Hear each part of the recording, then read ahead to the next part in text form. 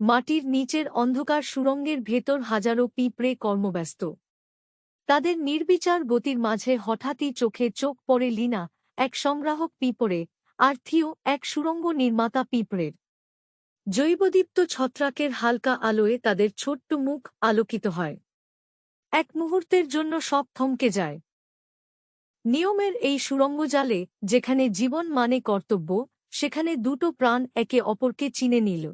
চোখের ইশারায়, সুরের ছোঁয়ায় জন্ম নেয় এক লুকোনো ভালোবাসা। হঠাৎ ভূকম্পন। উপরের মাটি ফেটে যায়, সুড়ঙ্গে জল ঢুকতে শুরু করে। আতঙ্ক ছড়িয়ে পড়ে পুরো দলটিতে। সবাই পালিয়ে যাচ্ছে, কিন্তু লিনা আটকে পড়ে একটা ছোট পাথরের নিচে। থিও এক মুহূর্ত চিন্তা না করে ফিরে আসে।